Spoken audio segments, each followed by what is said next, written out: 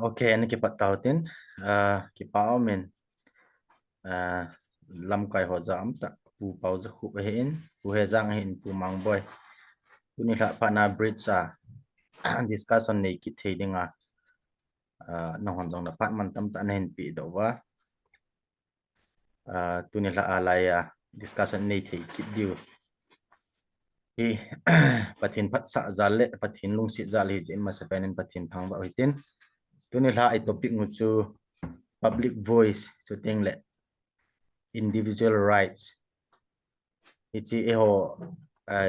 cookie zo chate eho society public voice hello le individual rights in ho he exercise bol dan le hello le I chana tha ni ham public in hello a hele thingoi le house ho ji hi public voice thelo individual rights song hi exercise ki bol thelo ham ti ho hi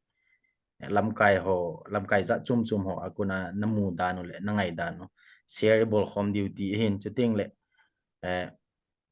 na veding hin lang nangai ding ho zo sin I het diu zu tu ni la hi bridge hi opinion share ki bona platform hin koi ma mu da na le koi ma ngai da na thu ki sei ho hi ila lo diu opinion ama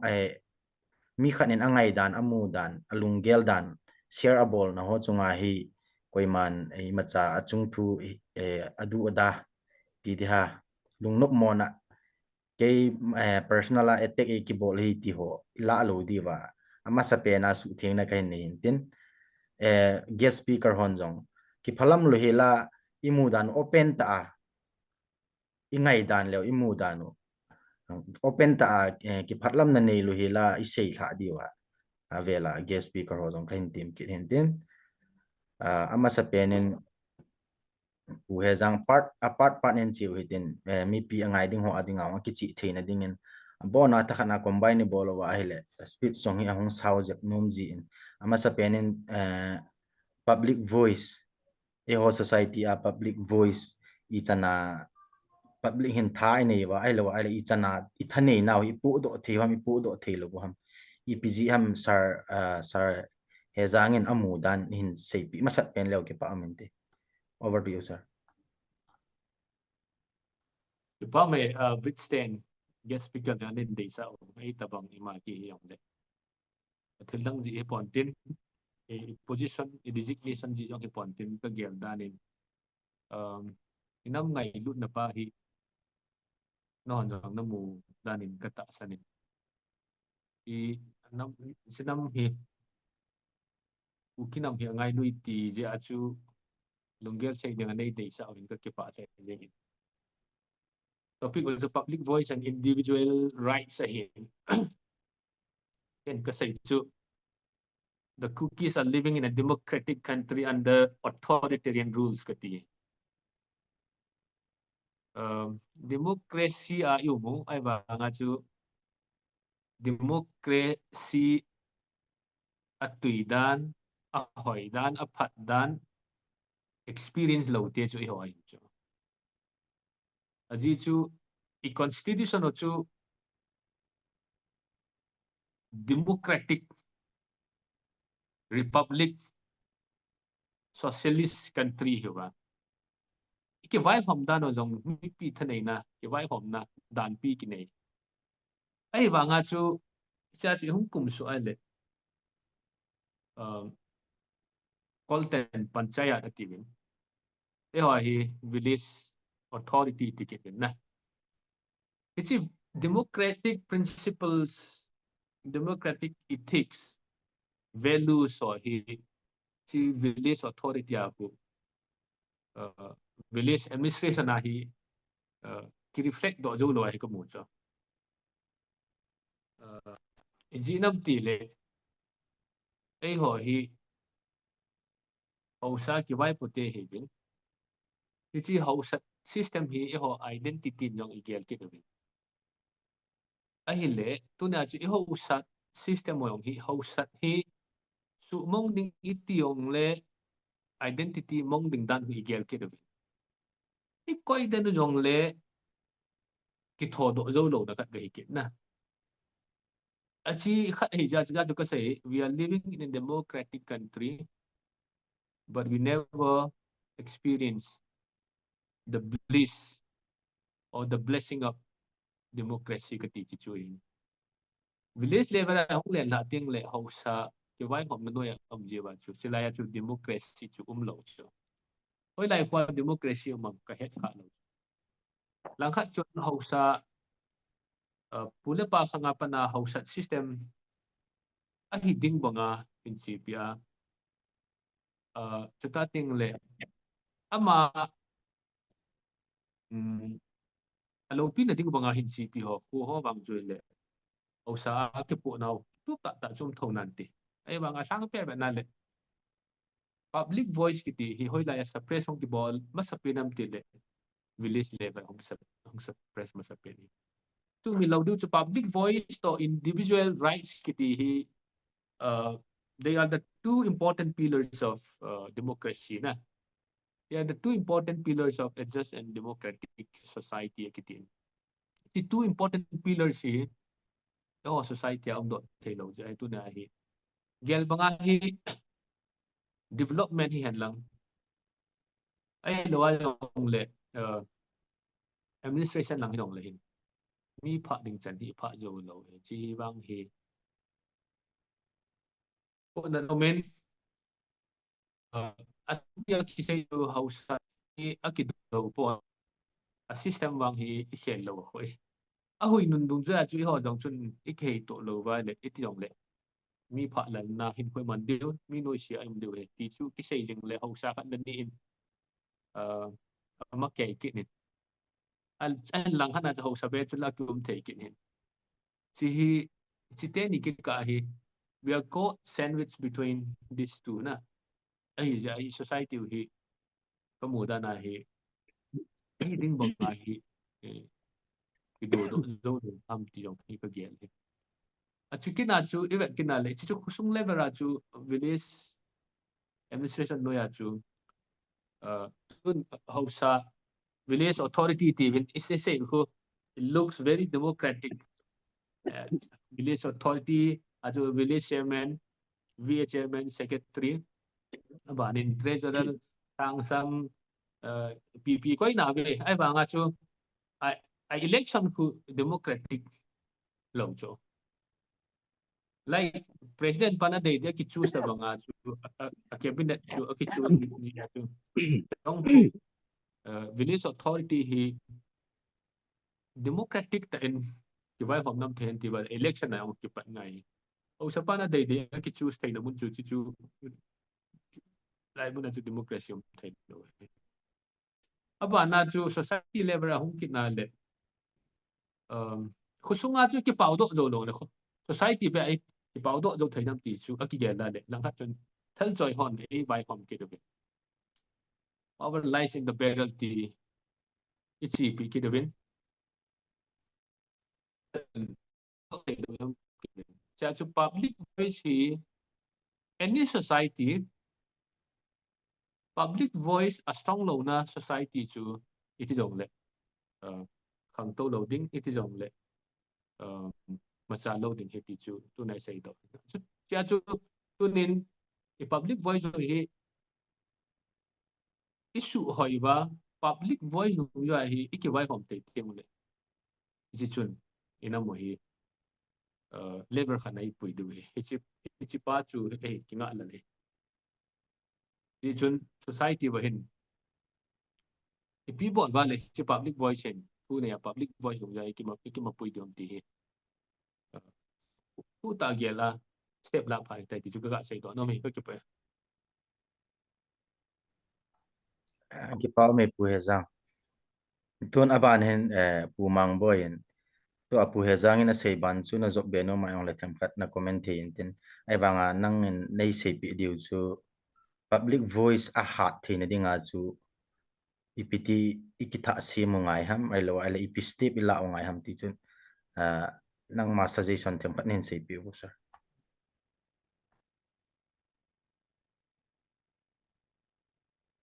unmute ki bolo sir ki zahe Hello, Jata. ki zatai ki zatai Oh, apa tay? tu ni lại disturb yang kecil hơn nên tu ada cycle lang apa nak kalau le kai kan tu isi piano tu tu tu ta sei kita diwa tua nang khen do pe nu chu public voice a hat thi na dinga hi ipt panila adiu ham I to bangai ki tha se mo wa ip step ila adiu ham ti sir tu tu pai tu tu in sei ho he le ama sa pe nen hit bang phat pai mu sa upatin thangwa dam han lang tu the bridge stand hit bang thunan boli ho he iwat na le hin in ya wala ya isi writing ta bang na question answer jong hi be set ji lo ai chu ta bang che hi jin ilungya ho hi hung ki sei ji chai bo so public voice itiu hi chung chang thu aju a oi pe jang an se chu nai le ho hi democracy gama chiang hi wang wa hi dictatorship ta bang ai ha la ken le khabu khat kan ji na chun ka chi jo lang le pop dis bol ding wa kan ko ai bo we the jungle democracy ka tin ho ki man cha he chi mi a thoughts chan ge ge a he case ki bol ki ti chu bo ma ki khum ta bang hi ji wa he ma cha he hi the lo hian tu nia CSO tampi koki in pi han lang ai ha le ITLF photo han lang pi ya la dim nga hi public voice ki ti hi tu ni ya si do ta wam ti le a si do on hian chong le public voice on do thelu ne hi pi ham ti le mingol hon a zone na le bolu chu mi ching hon apat na le bolu chu an hi ki ti hi tu ne hi lam kai tam pi mu chu iki surrender to ka wa hi imma cha hi thelo ding hi he chu ke man kam mudan dang chu hin tunia hi ta bang thuin siu yang hi piam ti le I movement hu chat lo ta po nai le hi ti ya chu hi chi mi pi vui sung do thian la I lo de ham ti pa che hin tun jang ve hete inam pum pi we na ki chat pen chu zo se do hi la ke no le UPF ki cha no hin amo chu interview yang the bridge stand on the ball with midang jang ball tu kai na we ayong le tunia twin se ho hi subten hi chi documentation hung chi din archive ati ham na hi chi ta bong kung hi ding hin hi cha ka hin sinum che hi le hin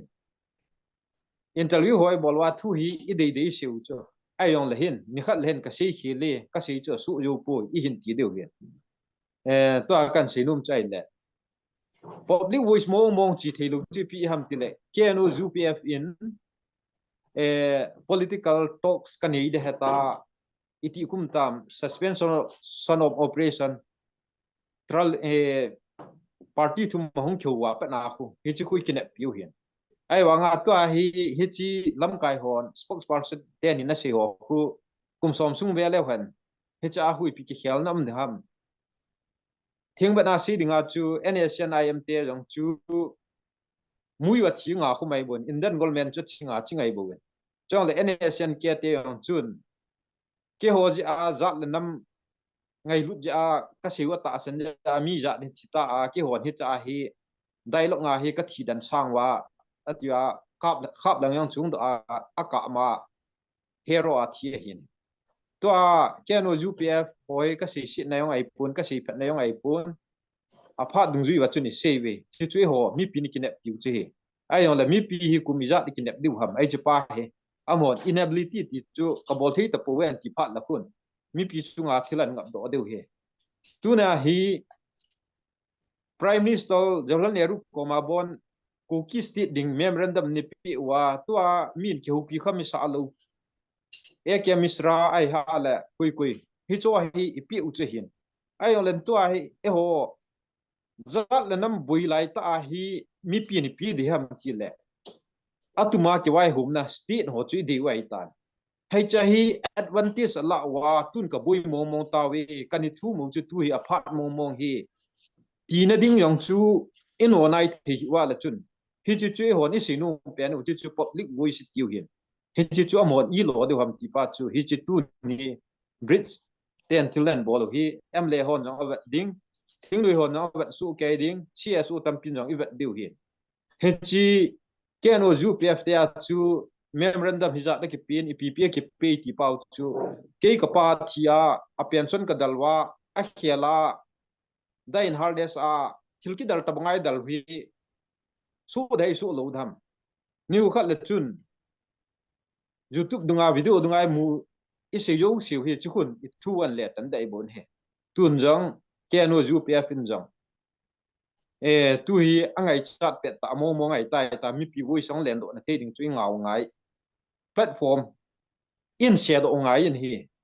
hi che mo na share do ha ala chuna hi thei pon hi ko kin pi ho jong realizat bam khat history thu pi pen hin thil bolding ala history on chani thitan ayola hu hing thei theni hu hing hu hin he cho chani khat le hin i pin sei du ham abana hi tu chung election be in mi pi thaleng ding MP ham khat be etiket wa le election boy ku ta boy na ball win aban kit nin koi bam khat shot ding ti win abanin la lu su thu thu kit win he chi chu hin hoi la ku na chu mi pi boy sung do thei dam village level up na grassroots level up na ai ho he mi pi sei ku mong mong ki pilo te chun tu ne ha mi pi chun e bol thei pe nu chu separate administration ni dal ta we ti hin SA on chu sumdan anu me ti wa hin langa sumdan atu ha e tia he mi pi hin mai mai ha sa luen kyong la ya inna ka le sunga yong hi thasi le hin zanga sang khat ai hal jasagi hi ta hai ki pi hin chong le cho hi wa na le hin urgency ti chu apha ne pu dung ju ya hi i bol thi na chi wi bol wa cho yu si chi su tu ngai tai political to kini de ti o yong hi ti hin dili ti sai kin ki matha tan mi pi representative indian government in aza thi pen wa nu in mu thi pen chai le em le som ho yong hin em le thumin jong pata thu se ya le hin indian government in thu za thi hin ai wa nga cabinet tu pi ham ti le to so ni yu chun biren in a body u se ya cha chu decide ji he ti win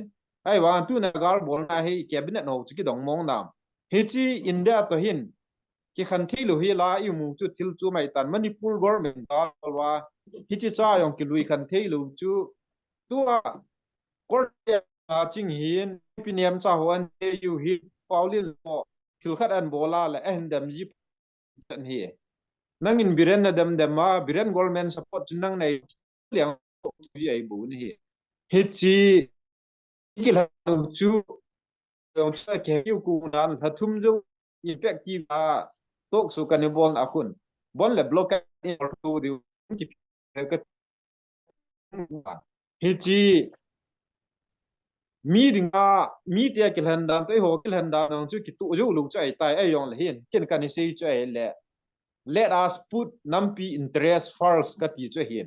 tunia hi galbol hi wa le izo na diu yong chu em le som ling se ne win mei thalo yong he awa ai ta pon mei thal yong ading se lin chong le communication line su ten yong le ading se lin resource ho hai vi ho tin ten na yong ading se lin hi cha hi pitiam ti le atam lo he ke wa da nai la hi chi mi pi gan thi le wa nga mi pi gan thi na pa hi he la ana sa lu wai bu wen hi gam tum ki man la le to akalit tabang wa kalit dam ta gi chalo yong chu mai pi tam ke pui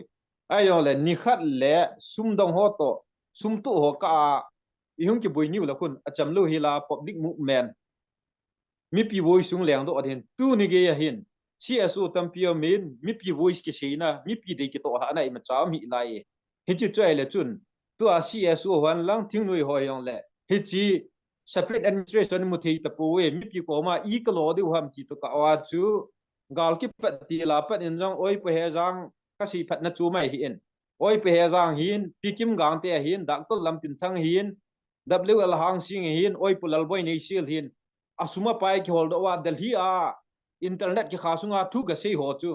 hi cho ang chu kin ka sumil pon hi e bor thi chan e bolu hin tu a sei the hi ja nu ma ai cho platform ki pelu chu langa area khat la kai dim changai ki han pa ho chu ni psi do mong mong dham hi chang chu mi so the hi lo ai ha le pi ham hi ji pa che ve tu tin thing noi party khat nin gam kai khat na sum dong dinga akitun ho chun nam pi thu ya si tin the om put to a hi thing noi ho yu sin jang i doi le tu mu chi ho chunga am ya le subuli tawte tiwa la chun na thani na unan pi do dingu platform pat nen do pi dingu koi chu itabangan se han lang le mi pi kun ga se yong lo kho poi la ngai hon resolution khati la pu wal hitabang resolution chu la thelu wi wa chu tu na he public voice ki ti thelu hin na thelu chai le CSO jo si le thing noi ho ji a he chong le em le ho ji a he hi chu thelu hin amon a si wa kum so man si wa abui ta ole akijum su ta ole chu mi pi ki tha pat ding wa mai a chu he chi public voice ki ti tu ni ge ya thelu ti pa chu a chom la ma kan se he yeng ka ki pa e ki pau mi pu mang bai tuana banen pu pau za khu pu pau za khu nangin CSO tam pi yum bang wa public voice the mo mong lo EPG pen internet ti mai lo le nangin ni chi chung thang ni na mu dan che chung chang thwa hin them khat ni se pi bo sa CSO tam ta wanga hi public voice the lo ki hat do the lo ele CSO ho chu ama ho thip mo cham ai lo ai le na ana to di bang to lo ji ham EPG hin tem cái pe ama sa pen hen nam pia dinga asuma pai to atu chana tang lo hela ato thoi na se thoi jong le hung chi jing lam kai te ni u te ni u he jang hi in umang boy hi in ama ni to panel khana ka to te jin ma sa ben ke pa thu pe se ne he CSO thing ta se dinga na CSO hi ipiham civil society organization civil ati cho ahi wanga civil ahina a civility hellowa leadership CSO kitamaes ate kana chu igilhan danwa hi apu ta chu igilhan danwa chu hoilai te ham khat branch chu in terms of larks and loot chu iham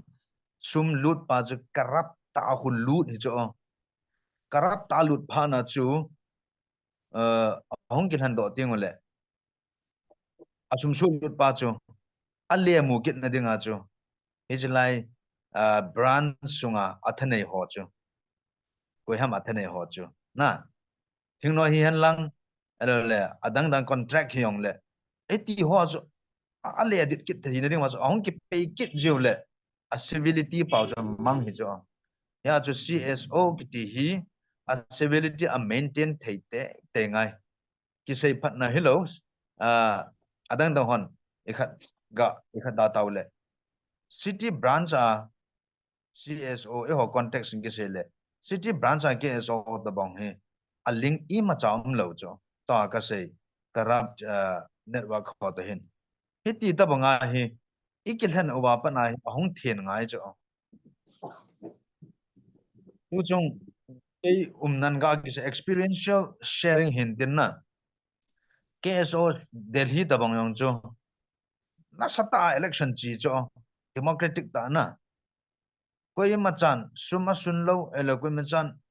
macha abol lo cho mi pi public voice eti pau cho mi pin ama individual rights aman cha ama thano nata ama willingness nei puma a franchise aga enjoy a vote na cho ai ti bonga chu hoi lai hele city branch ho chule adang dang branch in langa ho cho bang khat hi hitia thing noi through el contractor through hitia hi election cho akui chu ka sei chom hello na ai dia jo CSO ho hen a civility a maintain thelo hi a maintain thelo na abul a basic problem chu election ai hong ki panji election means election ai hong ki panji hi tai chule democracy hi the most abused the most misused is a form of governance chana hi democracy he governance hoi pen form in here to par kum zakhat do ham za zo ham ka tiang la chen might be different form of governance other than democracy hum pot mai the to the di pana in best form of democracy governance or democracy here ahin it's a most misused ikin cho na alole most abused form of governance din ya chu kipat patna hin sei o he zangin e ho hi democracy it's cheng ovin a hin e function dan hi democratic a hi poi ati zo kyo ai la kha hi e ho zong om dan chu organization ho zong chu a structure who is very democratic ahin a structure organization as democratic hi ahin a leadership ma democratic hi lo cho example achu CSO president khat ka hiya hele kahung ke thandan henge city branch akon chun kahung democratically elected kahung hitai ai banga ka leadership chu ka dictatorial ta ka hop the kit na lai cho hi ta bang khat ayong ke thandan apana hum pheng ding structure organization cha democratic ahi banga chu election jong democratic hung hiding it's the elected leaders like office bearers or so a function dan a leadership nang chu a hung democratic ngai chu on dan chu kwam khat chu democratic hung ki elect tai office a hin tu tai a function dan chu a democratic ki lawa hele as organization structure democratic jong le chen gyam khana effective kit lo di chu here chu layer chu structure in important election in important leadership in poveta a leadership ma chu democratic lawa hi le ka to khom pi ka loi ka pain e support lawa hi le chen gyam khana chu ke kal song ke kal sang se be the kit lo di ang as a leader chu ka hin mai the ka hin ham de ewa to do tham do imacha the lo he a chu ama sapena chu mi pi hon ama individual rights ahin exercise ding icha kuna chu public voice but individual in a rights aki exercise the masat lo wa hele public voice eti pau he ithei lo cho example as tu like so thing no in ho he individual rights kinaya mi pi hon elo le akadar hon at least akadar hon al hen no hilo cho lam kai ho he ya chu am ho he hung democratic zoji ta lo cho ahin achuti a hi ta jong nam pi issue a hung hi ting le nam pi ngai du na ta hi nei ting wa hi le ama ho chu democratically elected hi jong leo anam pi issue ta umang boy na se ba nam pi interest first a koi wa hi le ama ho chu democratic leader hi thau thau cho ya to so ho hin ke hi elected hi jong leng nam pi interest first ko ting mi pi khuna ngam tang ka te athu hi atia a hin pi do wa hi le enam pi o he chi jang jeng de cho e zanin SOO in apan do ka hivin ele price possession ele hard earn a he ti jong le mi pi ta spearhead abolo la sia chu a political aspiration of he a lot in do kata san lo ya chu ama ho interpretation of public movement through na zawe ti chu tua he you are part of the movement and it is public movement ati chu awanga am ho definition da na ho e ho anung langai chi wa hin to sa ni chu public movement hi de lo chu mipi also amma chi ding mipi in the not in the literal sense of mipi voice achu leadership hian lang ap hi jong le mipi deina chu tol ngai chu elected ka hitai elo le leader ka hitai leader ka hita pha na chu ka to ka tham ka sai se mipi azui dia lom hi chu ken ka dei lo chu ken mipi mandate hi ka za chu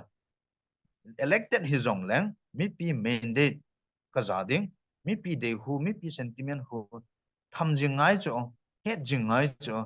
ema office azu ke le sa di nai sai lo we jume ya chu lam kai ho hin langa ka spearhead ka to eti ho hin mi pi ho hi in pi han mi pin long yal se khom la mi pin elect han lang mi pi chun elect do pa chun tu a hi le he chu through individual rights hong ki panintin individual rights culminates into public voice chu CSO hong ha na hong hi beta ta chu al chung ka la ta lang ka amalang he lang ka chu CSO ho chu hong pang di chu akap lang hi han lang ideology feeding lang hi han lang elo facts and figures am ho anum sai ji wa cho a het na ho cho a hin tu de cho tu a che hon ka tu lo wa hele a ti jeng chu SO to CSO cho agi yang ai to a chu a thu pi pen chu CSO in through individual rights a hong kil hang CSO chun spearhead e bol lo wa hele a movement no hi dung dan ta chu dung dan he ta chu SO ho hi extension ading a he boeing gam hitawa movement hi agel pha be se ta lo ya chu mi pi hi ha to mai hong ki tom ngai to he mi pi ha phu nai hong phu ngai chin ni nga chu CSO genuine CSO ngai cha he mi pi amma individual rights as ki cha hi lo win individual rights a ko nang ki thang do CSO ho cha angam ngai ye a han san ngai ye thu ta hi phat pan hai le ipi ki ja de ham isei le hi jeng ito le hi jeng mai pha vet ngai lo ata ta hin se ro ting le koi man idem di lo pi elo koi man I tha di lo pi iso pi pa he thu ta ka se ya ti pa he I tha ngam di lo pi ele I ma chai bol ngam di lo pi thu ta se ting le na koi man I khat di lo pi ka ti cho ta I min pha pa ha min ki se hi la ama bol adi e ti lo pi til kha adi e ti a jang ke ya ke leng lo bai chi ting le min izui ichi jang panai chi pa ko mi ajob hita cho ichu hu chu kita ta leng lo bai dina hele ichu leadership a hi ka ti no na ka ki pai chen chu hin te ki pau me pu pau za khu nang nen se na a chu pu he jang tu in pu he jang in an se ban chu comment them khat bol nom jong le hin bol nan tin ai banga pu he jang in nei se pi diwa ga dei chu public voice a hi ji chun public movement I chu hong do tan hi chlai bridge platform ma spokesperson te new jong I thu a hi question in na bol le nang ma in na bol a hin na bola chu ama hon ipi ha ama ho explainable da nu chu to pu pau za khu min nong them khat hen seitan ke ga mu dan ta chun public involve hi tiu chu involve jong chu involve nan te alang khana ma ho chu talks langa chu spearhead a bol win a movement wa chu talk sei phale ama ho chu represent e ga bol hi tia chu explainable hin chi chu gel khana I gel a hi zong a hi chi chu ke ma ngai dan hi mi zo singai dan bang chi ponten ama hon represent ei ga bol ji hungon hung ta bin ki ho tau te ti ting a ti e hin ko pha le ama chu che wa I su chu ga pu do ga ki ho ji ki chi le a chu pang da na hi in explainable ji da no chu nang ma in question na bol hi in answer hong chu na het na lai ding ka ta sin e chen pu he jang in ichi public movement to tuai movement chi dan ni akiba lo dan le public involve hi dan involve hi lo dan them khat mi pi ho confuse ding in e ta jing jong confuse ki chi na line offline hele online hele on screen hele off screen hele spokesperson te ni ta jong aki dong jing ne bangin a sei ting le ki lung thai sel ji anung ting le lung thai thelo khat a thing thelo khat lung na ba thelo khat he jing in ichi hi bridge them to hi breaking the barriers a hi to ki hlona he pu he zangin chi them khat breakdown hin bol pi lo zon chi chung thu a he request is sir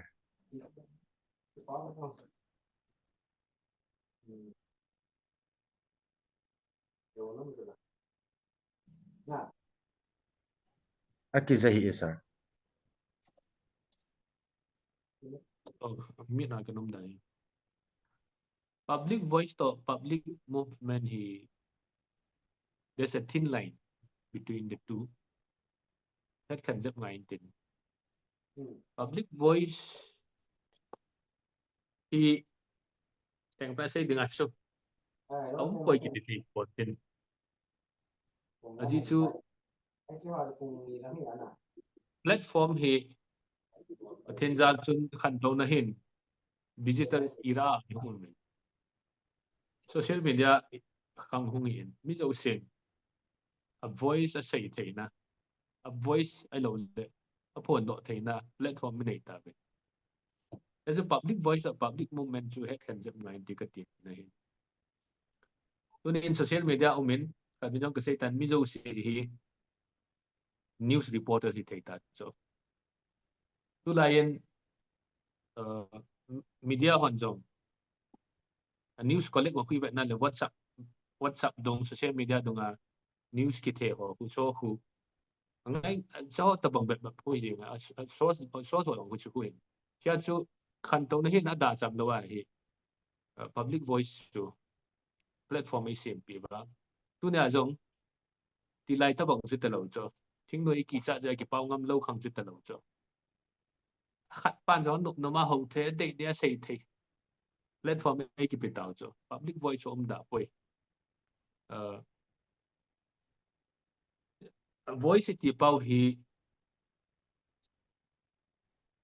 public movement is very interconnected so hi kit thaw na ji chu public voice chu om do thelo le public movement chom do thelo hi a hin a ho le ho yong ikido du chu tu ni a ho situation to hin til hi ga situ leo hen mi zo si hin i movement hi public movement hi lo le i mai thei pon te ti hi sei ai le khat via khat ten ni nong sei chu doctor sei din na sei yong chu lang khan na chu adi ka sa na chang yong amin aji chu public movement hi han ti chu koi na da am ale public movement spearhead body chu koi um ba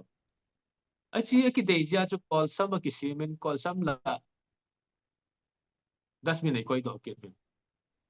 aban in zone united in same ke zone united achun lai chi thai ki di po tuin Kukis council tikimen Kukis council ang tu chana chu chi do actually public voice and public movement chu a hiting mo alen do the ding chu civil society organization anjo ku min ku pau ko me sai pa chu civil society organization chu a strong ngai chu to a hi ai ho hi wang se dom ta in I thu ki bong mu dai chat na long ki bong ta ting le ai ke ho se na jong tha khat na ke ho siu ai ba nga chu nomenclature ai boi jing pau hin civil society organization strong ta hi asim do thei lo as chi civil society strong ta om do thei lo ya chi public movement chu ai ding ba ngai om thei lo chi pa chu chu po na tu nya dong hi em pra sei dinga chu thing noi hoi hi ai hoi ki lung to le hen civil society organization strong ta men lang hele ami pi hin chi civil society organization strong ta chu a back jing ding hin ai chu do thei lo ja mi pi jong hi dei ba nga hi ki chat thei lo chu ki hang san thei lo achia chu ama ni sei chu hi chi chu nom do thei lo ji ba ki ho e so group ho demand ala ka ki ba lo na pon ta chu kalkat ka son khom jo ji kan kali de ti yong ku e ho patta I khul nai chu chi chia chu a thing noi ho oi mo na ding ka he pon aji chu am ho civil society organization strong ta sem do na ding am ho to gon jo anu men to yong chu lo ding thei di pon tuin ki chi tan ke wang chun ipi koi I zon zon lo ham ai nom lo cho hi dal ki cha yeng ki chi sanin ki chi Kuki hinom se chun a Kuki civil society organization chu abela hele paina ding umpoi amo chu sungla ding om thota awakat ding hi chi chun ki chi sanin movement hi chi pi ngan le cha chu a chu na khat hum thei dam ti hi ka gen khat jong men na a chu ti le wa khat jong to lâm kim ki phata khat tai ga ki zon le ne thoi lai jong i pha du ka hu lim na khat ong ka sein na strong ting le ada jam lo min na be bi tu nai ho ga koi strong la ma khat noi si the ku mom je ju kon i be do min platform mu si a e ho si the ki ti su kun ba be do pichi anja ko pau za ko me sei bonga chu koi ma ka pai na hi pon koi ma ka thei da na hi pon ngai lu na nei ta cha be long i go om wa track ma hi chen ge ilam kai ho chu ki neu sa ta kal so naw dong tam ta du hi chen ge chu min ka apam thei lo le bi ja chu cho chu tu na chu ki su boi sa du ham ka ti mo eso ki le sa na thu hi pon pathenin hi chi situation hi pathen to gon hen pathenin ku ki nam pi ki tho do na dinga hi a to gon hin mun khat na jong joint prayer fellowship ma chu chan pu lam ka tribe jo si tau phom na ka sei tai cái mi mal kam chang he poi pathin ei phon do sa hi pathin Kukis politics revise a vol nom ja hi so hin ki politics do ho hi Kukis do ne hi po ben pathin plan do ne hi ve ka ti cho pathin plan do ho chu ipia ki gyan ne ham who are you to challenge God's plan pathin plan challenge bol hon wang phat to na chu lo de ve ka ti cho to den pathin plan do dan ho he na be tao thì phá trong thế lâu tiêu lục tổ dốc chuột điện đầu tiên là đi cho bọn bật thịt challenge rồi cái miếng plan chu nên challenge là chân kiên mà cái rồi cái lỗ dùng lỗ bay thì em bật thịt plan challenge rồi vàng phần lỗ đi được cái chứ à chỉ chú hay lệ bật thịt nên hết chỉ Kukis politics thì phú bài là thì sẵn to à hình na anh xem politics chú bật thịt nên à sự hình nó mà à hình lệ ipija chú hỏi lùng neo neo du we are majority with God. So pisangam ta chu i hu mo chu a se poi. A hen na hu mon imana ge lawan le boy pi te hin. Sai pi na chi na ding jang pa na ki chi bang min chiu te. I ha ma. I lo le niu le. Among pai de bong te. A ji chu i ti sa no he. I so piu he. I pe le bo hi be. I ti a chu din khat na chu jang pa na din wa kal son te le. But thinin bon hi chan ai pui wa le. Mi khat hu pan lo ja chi pi jai lung neu ham ka ti chi. Okay, bang, if God is with us, who can against us? Bible is saying. Isa na pathin bang ai pui ta wa ipija chu ilung neu jeng na lai du. To ai simu. Hi abel lo chu abel lo he ton daw. Abel chang chang lung ki to tan tha hat tan. Malam no ti. Malam no chun lo sit na ajun ya. Laya on dot na lampia on dot da bon da nung ji dam bong la jet lang ka sia fal ve lang ka si dam. Ti ho ano ding kai ka. Israel mi somle mi ni mosiin kanan gam beli dengan sola chu mi somin lung kito ta hi thei lo ding he cha mo to kidin te hoi hi po ve ale thei theu to mi ni se chu hak san ta bang chu mi ni ja chu kanan gam lo tu na Kukis cha te Kukis len hi ham home len hi ham jali gam hi ham isun na diu hi tribe tam ta ho ji ong hi lo di chu tribe khat lang ni ta chapa pathin ma hi cha dei pui le i mu du hi sun du hi ding cha khi tribe ho ja bu i sun diu chu ta ting le issue mi lo du chu ka sei jing in government in a ki chan hi i ho thal le hi a chei pa we ki chan ni lo chu India chu vanu ya dinga super power jo the fifth largest economy abana chu military a sei dinga jong le US China India Russia ho hi reng khat na tabang ki jo ai cho to thalai ki tham new ki ti chu to nai bo cho sai ki to si mi ki a hin government akilin na ding hi mi pi hi iso do tiang le bo government killing pi ja tu chu nga chu central government killing ho MLA in ho halwa na official sẽ sụ bôi tạo ra cha chú government chú đi bị hitam antiแบบนั้นไรพวกนั้นอาจารย์chú na dongทั้งใจหันดง what is important is the larger picture larger picture chú ít hồn thấy nó đi vào chú ít mù thấy nó đi vào chúทั้งใจหันดงcái họทั้งใจcái hệ cái họ cái lâm cái lồ lệ thấy bọn tết tí dong hĩ ngã điếu mi piหันdongทั้งใจhọ mà ni bảo vệ tu đã tại hiểmทั้งใจhọ mòn dong ít bọn lồ điếu chỉ sang ngã chú cái hậu tổ điếu số biển số trận số biển thế thì bao phủ thì chú khu ít chỉ bị thấy tiếng này cái lỗi chúng ta lấy cái xây về nông chúng Manipur till so he dot so he connect up you connect the dots connect leo chun cái mà calculation nào vang chú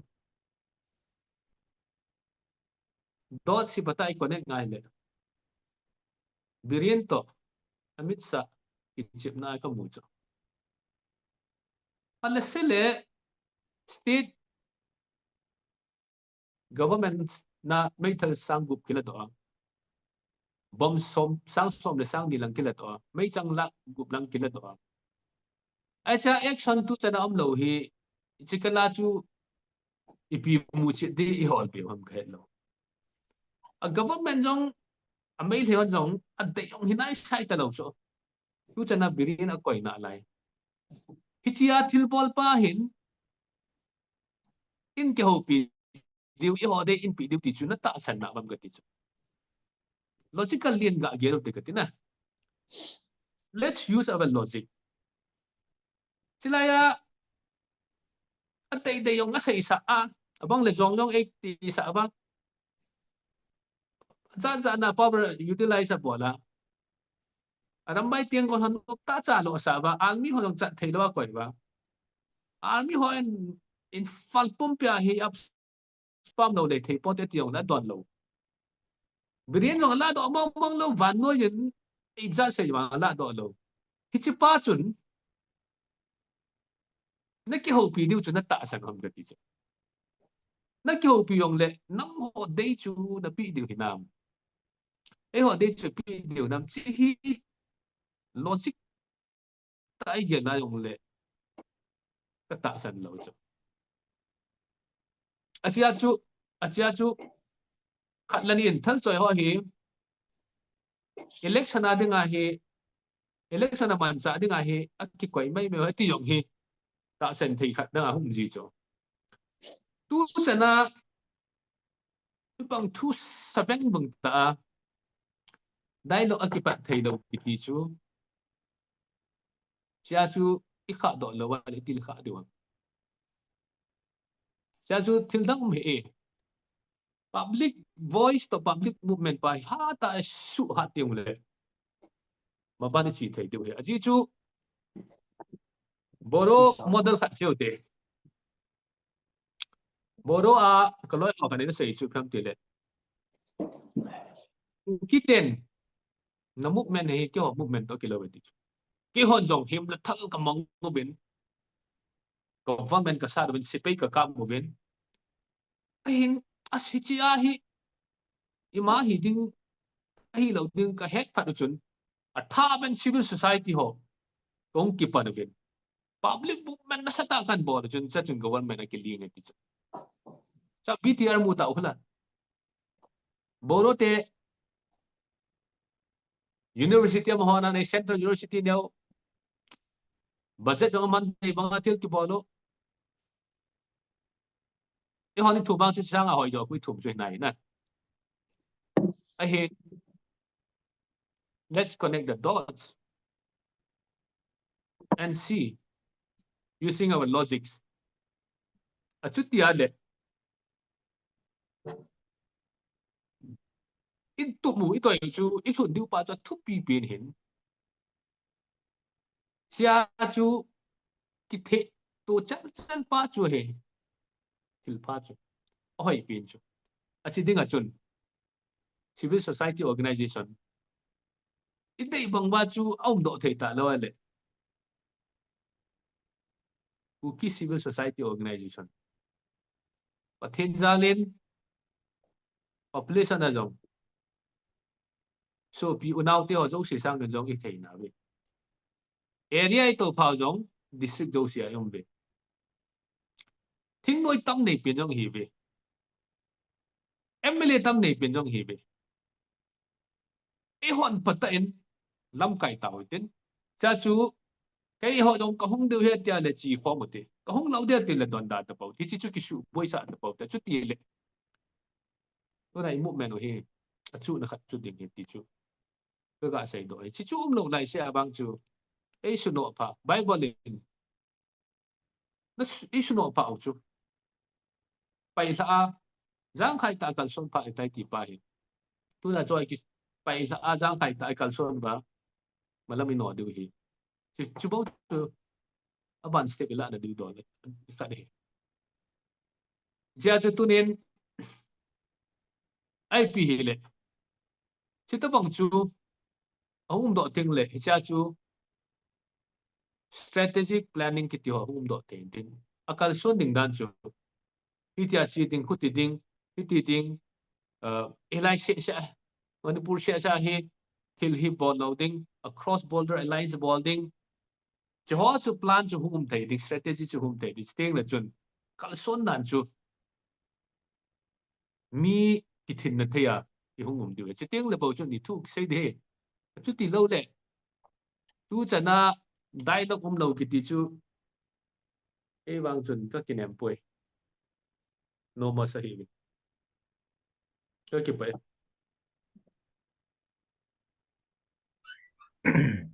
ki pa mi pu he jang nen sei point ho la chu sei ding tam pi jong le nomenclature ai lo identity thu achun umang boy en aban hen jok pi hen lang identity hi khanin pomnum mana pom thei pomnum lo mana pom da thei thilham helo wa hele gi identity crisis nomenclature issue hi jing ham ilawa alang khana kuki tile mi zo sin vanui yong ti daw ti manipur sunga ami zo sin e het naw kuki ti ahile ayo sunga min chum chum mi sei pau hi inop le hi the inop lo le hi lo the ham ke khe thim hin chi ka ai pu mang bo en itin mu am ai lo ale chi problem pe ni ipiti solve bol the di wa ti thu in se pi pu mang bo en